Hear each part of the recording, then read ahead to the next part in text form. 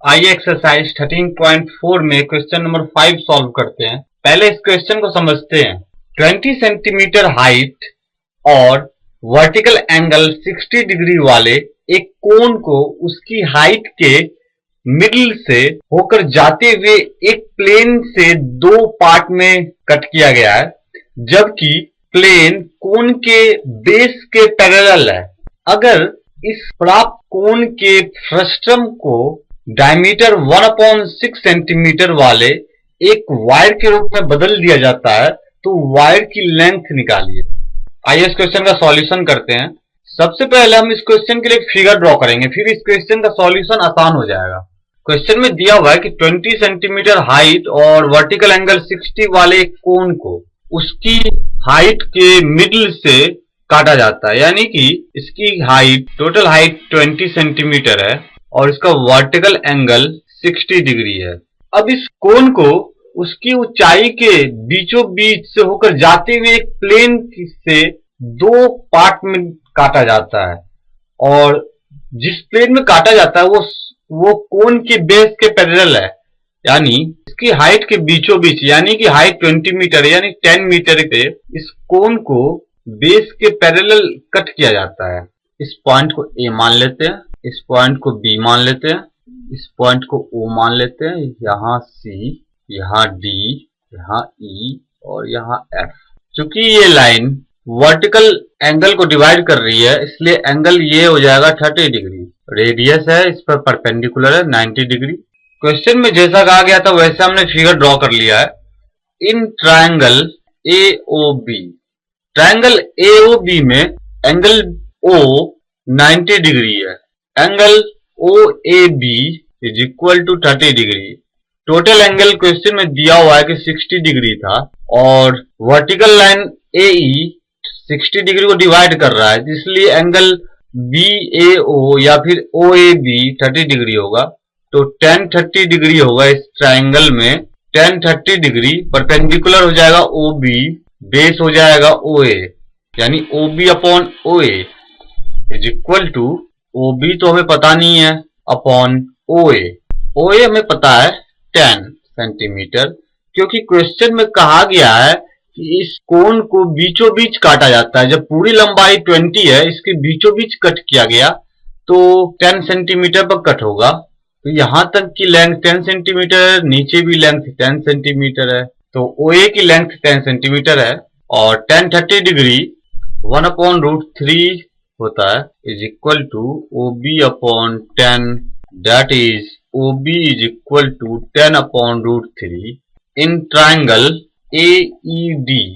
Angle E is 90 degree, tan 30 degree is equal to, 30 degree के लिए perpendicular सामने की साइड DE होगा और बेस AE होगा, तो DE upon AE that is 1/√3 is equal to DE upon AE 20 है। DE is equal to 20/√3 centimetre. Radius of upper end of frustum is equal to R1 is equal to, अब हम अपर and का radius निकाल रहे हैं, इसे हमने R1 मान लिया है। अपर एंड का जो रेडियस है वो OB है, इज इक्वल टू OB, और OB की वैल्यू हमने अभी निकाली थी 10/√3 centimetre. Radius of lower end of frustum is equal to, इसे हम R2 मान लेते हैं, और लोअर एंड का जो रेडियस होगा वो है DE is equal to DE is equal to 20/√3 centimetre. Height of frustum, cone की पहले हाइट थी 20 सेंटीमीटर, उसको बीचों बीच काटा गया तो फ्रस्टम BCED की जो हाइट रह गई है वो 10 सेंटीमीटर रह गई है।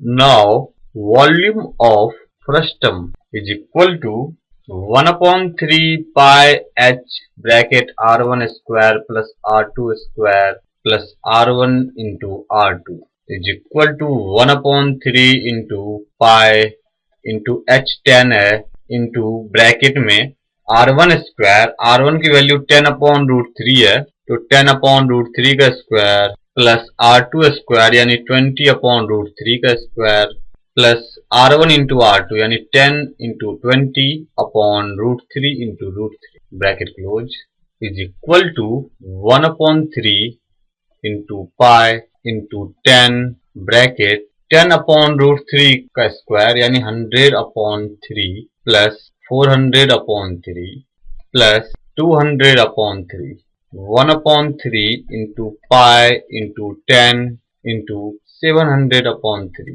is equal to 7000 pi upon 9 is equal to 7000 into 22 upon 7 into 9 is equal to 22,000 upon 9 is equal to 2444.44 centimetre cube.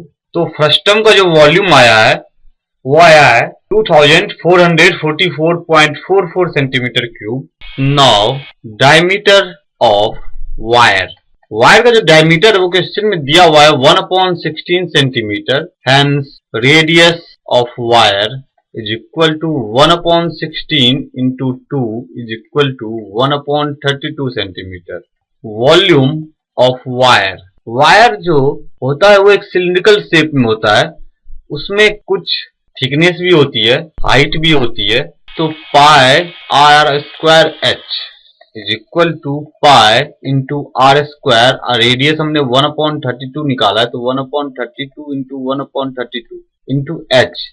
Wire की लेंथ ही हमें निकालनी है यानी एच, इसे हम एल मान लेते हैं। Where L is equal to length of the wire is equal to pi into L upon 32 into 32 is equal to pi L upon 1024 centimetre cube.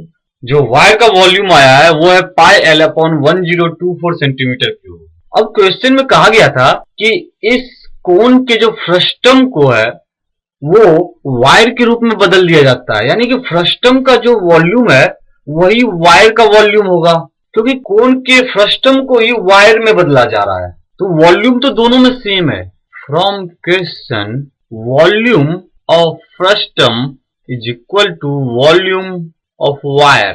दोनों के वॉल्यूम इसलिए इक्वल होंगे क्योंकि क्वेश्चन में कहा गया है कि जो कोन का फ्रस्टम है उसी को वायर में बदला जा रहा है, तो वायर की भी वॉल्यूम सेम होगी क्योंकि हम फ्रस्टम से ही वायर बना रहे हैं, तो दोनों की वॉल्यूम सेम है। तो फ्रस्टम की वॉल्यूम हमने निकाली है 2444.44 is equal to volume of wire, wire की वॉल्यूम है पाई एल अपॉन 1024। हमें वायर की लेंथ यानी एल निकालनी है, that is 2444.44 into 1024 upon pi is equal to L, that is L is equal to 2444.44 into 1024 divided by 22 upon 7, 7 ऊपर चला जाएगा, is equal to 79644.99 centimetre is equal to, जो wire की लेंथ आई है वो है 796,442.99 सेंटीमीटर, और इसे अगर हम मीटर में बदल लेते हैं तो 7964.42 metre. Therefore length of wire is equal to L, इसे हमने एल माना था, इज इक्वल टू 7964.42 मीटर।